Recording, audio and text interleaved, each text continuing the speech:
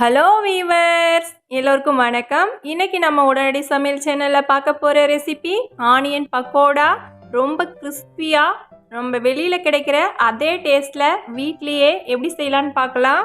வீடியோவை ஸ்கிப் பண்ணாமல் கடைசி வரைக்கும் பாருங்கள். இது வரைக்கும் நம்ம உடனடி சமையல் சேனலை சப்ஸ்கிரைப் பண்ணலைன்னா உடனே சப்ஸ்கிரைப் பண்ணிவிடுங்க. பக்கத்தில் இருக்க பெல் ஐக்கானை கிளிக் பண்ணிவிடுங்க. இப்போ வாங்க வீடியோக்குள்ளே போகலாம். இன்றைக்கி ஆனியன் பக்கோடா செய்கிறதுக்காக 4 மீடியம் சைஸ் வெங்காயம் தோல்லாம் எடுத்துட்டு நல்லா வாஷ் பண்ணி வச்சுருக்கேன். இப்போ இது எல்லாத்தையும் நீல வாக்கில் கட் பண்ணி எடுத்துக்கலாம். பாருங்கள், இந்த மாதிரி நீளமாக கட் பண்ணி எடுத்துக்கலாம். அடுத்து 2 பச்சை மிளகாய் இந்த மாதிரி நீளமாக கட் பண்ணி எடுத்து வச்சுக்கலாம்.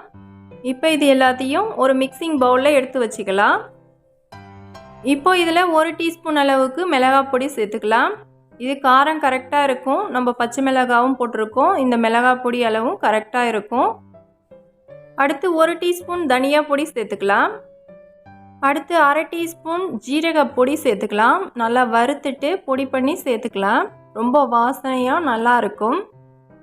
அடுத்து 1 டீஸ்பூன் சோம்பு சேர்த்துக்கலாம். இது செரிமானத்துக்கு ரொம்ப உதவியாக இருக்கும். அடுத்து தேவையான அளவு உப்பு சேர்த்துக்கலாம். நான் 1 டீஸ்பூன் சேர்த்துக்கிறேன். அடுத்து இஞ்சி பூண்டு பேஸ்ட்டு 1 ஸ்பூன் சேர்த்துக்கலாம். இப்போ இது எல்லாத்தையும் கையால் நல்லா பிசைஞ்சிக்கலாம். நம்ம இந்த மாதிரி கை வச்சுட்டு நல்லா பிசையும் போது வெங்காயத்தில் இருக்க தண்ணி வெளியில் வந்து இந்த மசாலா எல்லாமே நல்லா ஈவனாக கலந்து இருக்கும். நம்ம எல்லாத்தையும் நல்லா பிசைஞ்சதுக்கப்புறம் இந்த மாதிரி இருக்கும். அடுத்து இதில் கடலை மாவு சேர்த்துக்கலாம். இதில் 200 கிராம் அளவுக்கு கடலை மாவு சேர்த்துக்கலாம். அடுத்து இதில் அரிசி மாவு சேர்த்துக்கலாம்.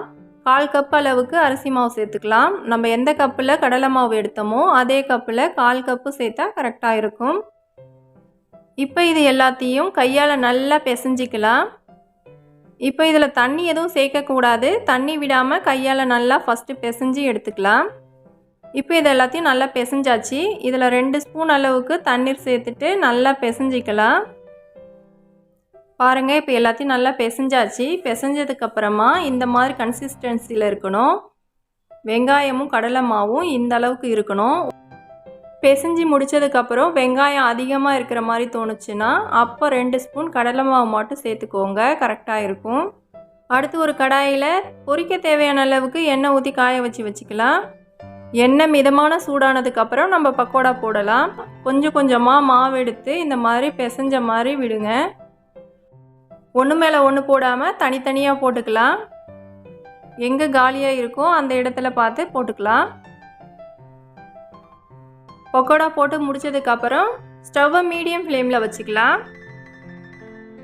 இப்போ அடியில் செவந்து வந்திருக்கு. இதை எல்லா சைடும் வேகிற அளவுக்கு நல்லா கலந்து விட்டுக்கலாம்.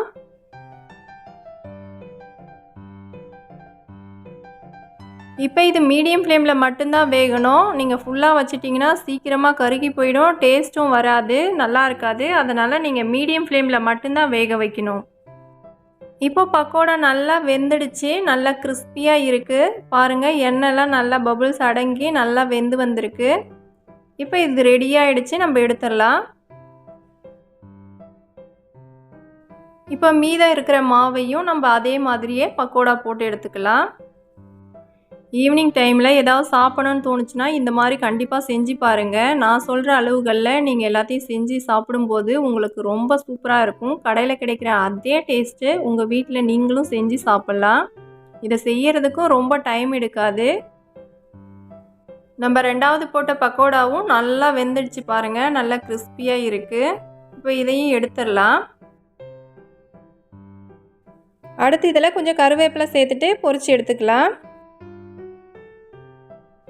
அவ்வளோதான், நம்ம பக்கோடா சூப்பராக ரெடி ஆகிடுச்சு. இதை நீங்களும் செஞ்சு பார்த்துட்டு எப்படி இருக்குன்றதை கமெண்ட்ஸில் சொல்லிவிடுங்க. நம்ம உடனடி சமையல் சேனலை சப்ஸ்கிரைப் பண்ண மறக்காதீங்க. அடுத்த வீடியோவில் வேறு ஒரு சூப்பர் ரெசிபி எப்படி செய்கிறதுன்னு பார்க்கலாம். நன்றி, வணக்கம்.